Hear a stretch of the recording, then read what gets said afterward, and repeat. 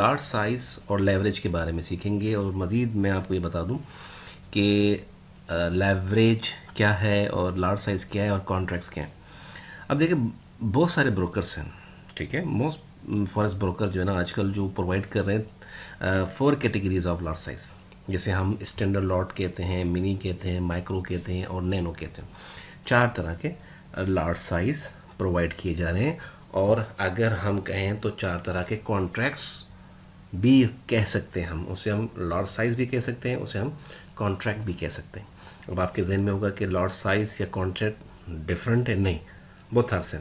बस फ़र्क ये है कि जब हम मिसाल के तौर पर कि जो ट्रेड डालते हैं, फॉर एग्जांपल मैं ये ट्रेड डालता हूँ तो यहाँ पर मुझे लार्ज साइज़ लिखना होगा, यानी कि जो वॉल्यूम में डालूँगा मैंने अगर ये मेरे पास मिनी अकाउंट है, इन केस मैं मिनी अकाउंट में काम कर रहा हूँ, और अगर मैं कहूँ तो मैं इंस्टा के अंदर, यूरेका के अंदर काम कर रहा हूँ, तो मैं अगर 1 लिखूँगा तो इसका मतलब है कि मैंने ये 10,000 का कॉन्ट्रैक्ट किया, ठीक है।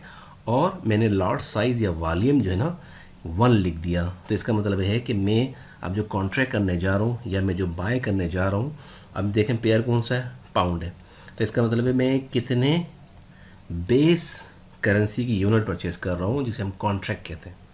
कितने 10,000 का मैं कॉन्ट्रैक्ट करने जा रहा हूँ। और अगर मैंने इसको 10 कर दिया, अब मैं स्टैंडर्ड लॉट साइज़ कर रहा हूँ। क्या कर रहा हूँ? स्टैंडर्ड लॉट साइज़ कर रहा हूँ। अब मैं 1 लाख का कॉन्ट्रैक्ट कर रहा हूँ और मेरा वॉल्यूम जो है वो 10 हो गया। और यहाँ पर एक बात और भी मैं आपको बता दूँ, अब हमारी पिप की वैल्यू भी हमारी $10 हो जाएगी। जो हमारी लॉट साइज़ होगी, जो हमारा वॉल्यूम होगा, वही हमारी पिप की वैल्यू भी हो जाएगी। यानी कि मैं अगर भी ट्रेड डालूंगा तो एक पिप की वैल्यू जो है वो $10 हो जाएगी। अब सवाल यहाँ पर यह पैदा होता है कि ये कैसे होगा, इसको मैं अभी आगे आपको समझा देता हूँ। दोबारा से मैं आपको इसको एक्सप्लेन कर देता हूँ, ठीक है जी। मैंने आपको बताया कि 4 तरह के लॉट साइज़ हैं या 4 तरह के कॉन्ट्रैक्ट हैं, वो मैंने आपको डिफ़ाइन कर दिया और आगे हम इसको डिस्कस करेंगे। देखिएगा, इसको थोड़ा सा मैं और आपको जूम कर दूँ। देखें, लॉट साइज़ या लेवरेज की हम बात कर रहे हैं। देखिए यहाँ पर थोड़ा सा मैंने एक्सप्लेन किया है कि अगर आप स्टैंडर्ड लॉट कर रहे हैं तो इसका मतलब है कि आप 1 लाख का कॉन्ट्रैक्ट कर रहे हैं। अगर मैं इस पेयर को यूरो यूएसडी को अगर मैं परचेज़ कर रहा हूँ इस पेयर को, तो इसका मतलब है कि मैं 1 लाख यूरो जो है वो डॉलर के अगेंस्ट परचेज़ कर रहा हूँ। अब आपके जहन में होगा कि अगर मैं 1 लाख यूरोज़ लूँगा तो मेरे पास तो ज़ाहिर जो प्राइस होंगे, जो इसके प्राइस चल रहे होंगे, इसके हिसाब से मैं इस कॉन्ट्रैक्ट को मल्टीप्लाई करूँगा तो मेरे पास डॉलर आ जाएंगे ना, ऐसा ही ना। अब मिसाल के तौर पर 1 लाख है, अब मैं इस 1 लाख को मल्टीप्लाई कर देता हूँ। अभी हम यूरो की प्राइस की बात करते हैं जो करंट चल रहा है। अभी देखिएगा यूरो क्या चल रहा है, आपके सामने है। यूरो चल रहा है जनाब 1.1207, ठीक है। तो इसका मतलब है कि अगर मैं 1 लाख का कॉन्ट्रैक्ट करूंगा तो मुझे कितने डॉलर चाहिए, ठीक है। मुझे $1,12,070 चाहिए, ठीक है ना। तो आप बोलेंगे कि अब मेरे पास अकाउंट भी इतना होना चाहिए ना, ठीक है ना। तो ये आगे चल के मैं आपको थोड़ा सा और इसको एक्सप्लेन करूँगा। थोड़ा सा हम दोबारा से इस बेसिक की तरफ आते हैं।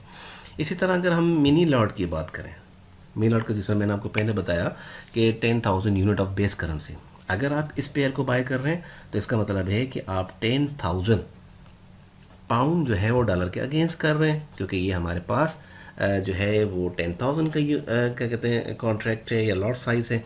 इसी तरह अगर हम माइक्रो करेंगे तो माइक्रो हमारे पास 1,000 का होगा। अगर हम इस पेयर को अगर हम बाय करेंगे तो इसका मतलब है कि मैं $1,000 स्विस फ्रेंच के अगेन जो है मैं बाय कर रहा हूँ। इसी तरह अगर मैं नैनो लॉट की तरफ आ जाऊँगा तो इसका मतलब ये होगा कि मैं 100 यूनिट ऑफ बेस करेंसी जो है वो बाय करूँगा या सेल करूँगा। अभी हम बाइंग की बात कर रहे हैं तो इसका मतलब ये हुआ कि मैं जो है एक जो है डॉलर अगर मैं मतलब परचेज़ करने जाऊँगा तो अभी $1 की तो बात नहीं हो रही है, अभी तो इस 100 यूनिट्स की बात हो रही है, क्योंकि आप 100 से कम नहीं कर सकते।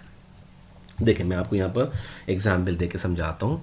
मिसाल के तौर पर मैं आया यहाँ पर और मैंने यहाँ पर लिखा 0.01, ये हो गई मेरी कम से कम लॉट साइज़ या कम से कम कॉन्ट्रैक्ट 100। अब आप चाहते हैं कि जी मैं 10 कर दूं, तो आप 10 नहीं कर सकते। देखिए दोनों ऑफ हो जाएंगे, आप नहीं कर सकते। ठीक है जी, इसका मतलब ये हुआ कि हम जो है ना वो 0.01 तक ही कर सकते हैं, यानी कि 100, यानी कि जो नैनो हमारा कॉन्ट्रैक्ट होता है ना, नैनो तक हम कर सकते हैं, याद रखिएगा। इससे कम हम नहीं कर सकते। ठीक है जी, और आगे हम थोड़ा सा और अपनी क्लास को लेकर चलते हैं और आपको मज़ीद इसके अंदर मैं बता दूं कि पिप जिस तरह क्या कहते हैं कैलकुलेट हो रही है हमारी, हम पिप को यानी कि किस तरह देखिए स्टैंडर्ड आर्ट के अंदर क्या हुआ कि मिसाल के तौर पर अभी हम तसव्वुर कर लेते हैं कि यूएसडी और स्विस फ्रैंक का जी करंट रेट ये चल रहा है और एक पिप की वैल्यू जो ना ये बन गई है। अब हम सिंपली क्या करेंगे, पिप की वैल्यू जो है इसको हम मल्टीप्लाई कर देंगे अपने कॉन्ट्रैक्ट के साथ, तो हमारे पास जो है वो जो है एक पिप की वैल्यू आ जाएगी। इसी तरह हमने यहाँ पर भी किया है। ठीक है, और हमारे यहाँ देख कॉन्ट्रैक्ट समझे सिर्फ आप 1 लाख का कॉन्ट्रैक्ट, तो पिप की वैल्यू जो है ना वो $10 और 40 सेंट हो रहे हैं। और अगर आपका कॉन्ट्रैक्ट जो है वो 10,000 है तो एक पिप की वैल्यू जो आपकी हो रही है 1.04। ठीक है जी, इसके अंदर हमने क्या कहते हैं ये सीखा। अब हम अगली क्लास की तरफ चलते हैं। यहाँ पर हम लेवरेज और मार्जिन को थोड़ा सा डिस्कस करेंगे। लेवरेज क्या है और मार्जिन क्या है। मार्जिन वो अमाउंट है जब आप कोई कॉन्ट्रैक्ट करते हैं ना, फॉर एग्जांपल मैं ये कॉन्ट्रैक्ट कर रहा हूँ। ठीक है, अब मिसाल के तौर पर मैं ये कॉन्ट्रैक्ट करना चाहता हूँ, मैं 1 करना चाहता हूँ। ठीक है जी, क्या करना चाहता हूँ, 10,000 का कॉन्ट्रैक्ट करना चाहता हूँ। अब इस 10,000 की कॉन्ट्रैक्ट की जो मैं कीमत अभी बना रहा हूँ पाउंड की, तो ज़ाहिर है मुझे इस रेट से मल्टीप्लाई करना पड़ेगा। तो मैंने इसको 1.5707 के साथ मैंने इसको मल्टीप्लाई किया, तो ये कितना बन गया, इसकी कीमत हो गई जनाब 10,000, तो ये हो गई आपके $15,707 आपको चाहिए। अब आपके पास इतने डॉलर होंगे तो आप इसे परचेस कर पाएंगे, अदरवाइज आपको लेवरेज का साथ लेना होगा, यानी कि आपको ब्रोकर से लेवरेज लेना होगा। लेवरेज वो अमाउंट होती है जो आपको आपके ब्रोकर जो है वो कॉन्ट्रैक्ट जो कॉन्ट्रैक्ट आप करते हैं ना, फॉर एग्जांपल आपने 10,000 कॉन्ट्रैक्ट किया, इसकी कीमत जो वो $15,760 बन रही है। अब उसके अंदर आपको लेवरेज लेना है कि आप अपने ब्रोकर से कितना लेवरेज, यानी वो अमाउंट जो आपका ब्रोकर आपको सपोर्टेड तौर पे दे। ठीक है ना, वो अमाउंट उसे हम क्या कहते हैं, लेवरेज कहते हैं, जो इस कॉन्ट्रैक्ट के अंदर लेने में आपकी मदद हो। ठीक है, उसके बाद मार्जिन वो अमाउंट है जो आप कंट्रीब्यूट करते हैं। ठीक है, इसे हम क्या कहते हैं, डिपॉजिट अमाउंट कहते हैं बैंक के अंदर, जो हम डिपॉजिट करते हैं इस कॉन्ट्रैक्ट को लेने के लिए। ठीक है जी, यहाँ पर हमने इसको थोड़ा समझने की हमने इसके अंदर कोशिश की है कि मार्जिन क्या है, लेवरेज क्या। Leverage supported amount by the broker, margin supported amount by the trader, simple. अब इसको मैं ज़रा और आपको एक्सप्लेन कर दूँ यहाँ पर मिसाल के तौर पर। अब आप यहाँ आइएगा, एग्जाम्पल के तौर पर मैं इसको एक्सप्लेन करने की कोशिश करता हूँ। फॉर एग्जाम्पल रेट क्या थे, 1.5707 ये रेट चल रहे थे आपके great Britain pound versus USD. Great Britain pound और स्लैश यूएसडी, ये रेट हमारे चल रहे थे। ठीक है जी, और मैं कॉन्ट्रैक्ट कौन सा करने जा रहा था, मेरा कॉन्ट्रैक्ट क्या था, मेरा कॉन्ट्रैक्ट जो था वो 10,000 था, बेस यूनिट। ठीक है जी, 10,000 का मैं कॉन्ट्रैक्ट करूँ। अब मैं क्या करूँगा, इसको मल्टीप्लाई कर दूंगा, अल्लाह का भला करे, किस रेट के साथ, मैं इसको मल्टीप्लाई कर दूंगा 1.5707 के साथ में मल्टीप्लाई करूँगा, तो कितना बन जाएगा, ये बन जाएगा 15,707 ये बन जाएगा। अब इतने डॉलर आपको चाहिए होंगे इस कॉन्ट्रैक्ट को करने के लिए। ठीक है जी, इतने डॉलर होंगे ना, जब इतने डॉलर आपके पास होंगे तभी आप ये कॉन्ट्रैक्ट कर सकते हैं फिजिकली। अगर आप फिजिकली नहीं करना चाह रहे हैं तो आपको लेवरेज की मदद लेनी होगी। लेवरेज हम इस तरह करते हैं कि 1:100 या हम इसको 1:500 या हम इसको 1:600।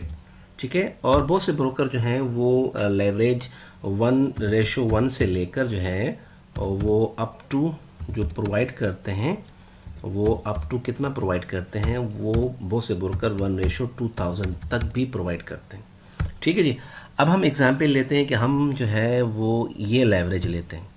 इसका मतलब ये हुआ कि जो कीमत होगी, ठीक है ना, यानी कि इस कॉन्ट्रैक्ट को अगर जो हम परचेस करेंगे, जो इसकी कीमत होगी, ठीक है, उसको उसके 500 हिस्से किए जाएंगे।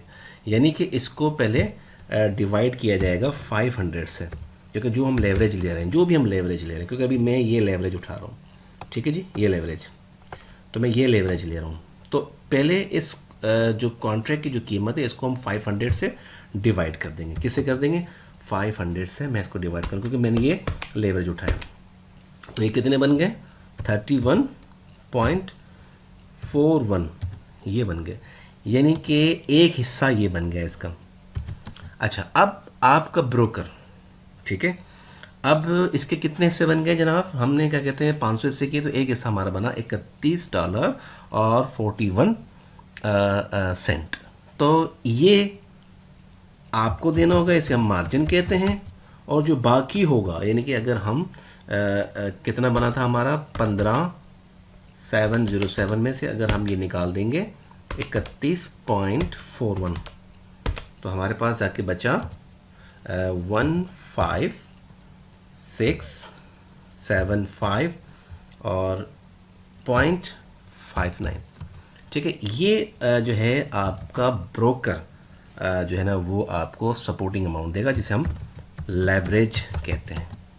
ठीक है जी, इस क्लास के अंदर हमने इसको डिस्कस किया और इंशाल्लाह ताला मज़ीद इसको हम और डिस्कस करेंगे अपने नेक्स्ट क्लासेस के अंदर।